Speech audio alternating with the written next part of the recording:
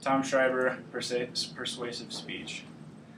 Imagine it is a sunny summer afternoon and your son is pitching in a high school baseball game.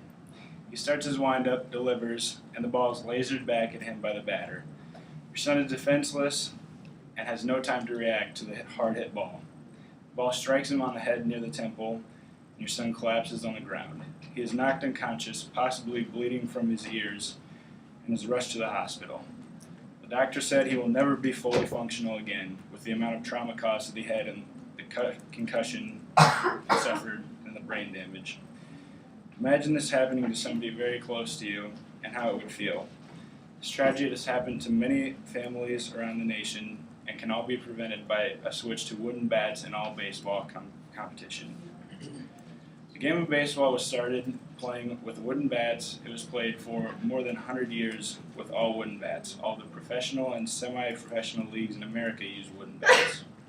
I feel that it's a no-brainer for all competitive baseball in America to use wooden bats.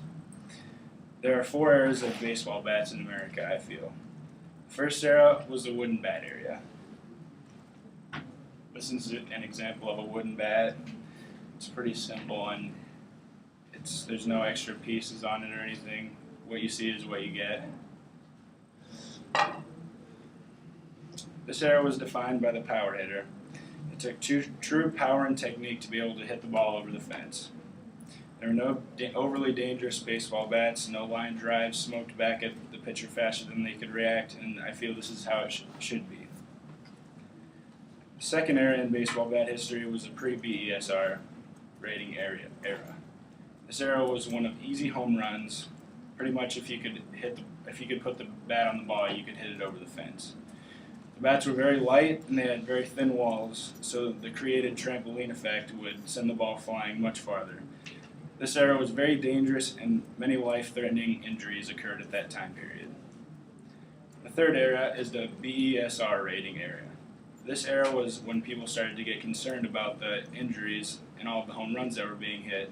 So the NCAA developed a rating where the exit speed of the ball off of the bat cannot be more than 96 miles per hour, and the bat had to be 3 ounces lighter than its length was. For example, if a bat was 33 inches, the bat could weigh no more than 30 ounces, or no less than 30 ounces. This era was just as dangerous as the pre-BESR era, because Easton, a major manufacturer of baseball bats, was allowed to skimp on the standards for their bats because of a major lawsuit with the NCAA, and the NCAA did not want that released.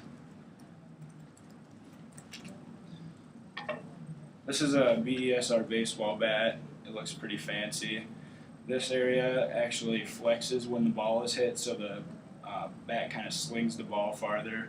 This is the composite barrel, which has a lot of pop, and the trampoline effect and the sweet spot is very powerful.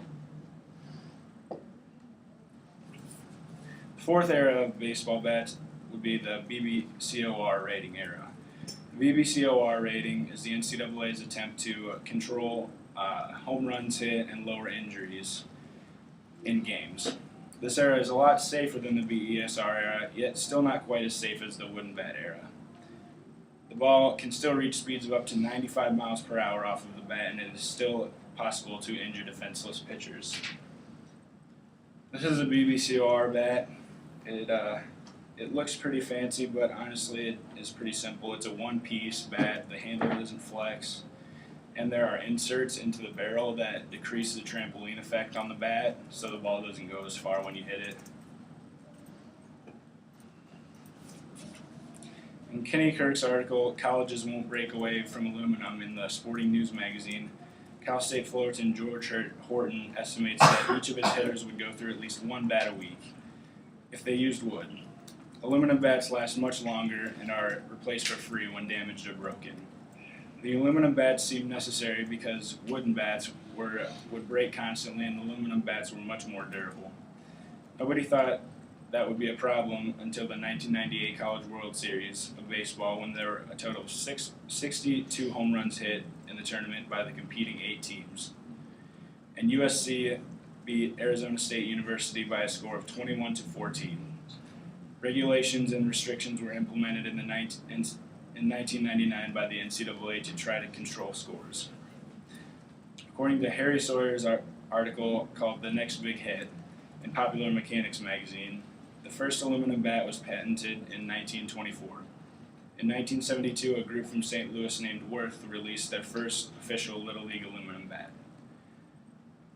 2 years later, in 1974, they released their first aluminum bat for NCAA use. Little improvements were made throughout the years, but in 2006, Easton Company released the behemoth of all bats, the Stealth CNT composite bat. This bat used carbon nanotube technology coated with resin to send the ball flying. The bat was one of the most dangerous ones out there, sending line drives at pitchers and third and first basemen at speeds of up to and over 100 miles per hour. With the development of the new composite bats, injuries began to happen. In the news brief named Family Sues Baseball Bat Maker for Boys' Injuries by WGN-TV, it reports that an 11-year-old boy was pitching 46 feet away from the home plate when the ball was hit and struck him in the head. The boy received brain injury and is now deaf in the right ear, and his parents are suing the Easton Bell Company for manufacturing a bat that allows children to hit the ball too hard for kids to react.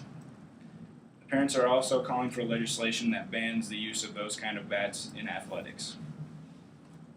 In Mark Moravik's article, Killer Bats, in Sports Illustrated magazine, he gives examples of multiple injuries caused to different NCAA baseball players by hard-hit line drives, including Ryan Mills, a pitcher for Arizona State University who suffered a broken jaw, pitcher at Houston University, Danny Crawford, who lost 5 teeth, and Cal State Northridge pitcher who received a fractured skull. These are just a few people who have been injured by modern baseball bats, and the list keeps growing from there. According to Phil Anastasia's article in the Philadelphia Inquirer called BB-Core versus BESR, he states that as of March 25th, all high school baseball teams in the USA have to use a BB-Core certified baseball bat instead of a BESR certified baseball bat. BBCOR, or batted ball coefficient of restitution, is a certain set of guidelines that every high school and college baseball bat has to conform to as of 2012. This set of guidelines was made to try to prevent injuries to pitchers and infielders, and also to reduce the amount of home runs hit in the game. The rules have changed over the years and are still changing.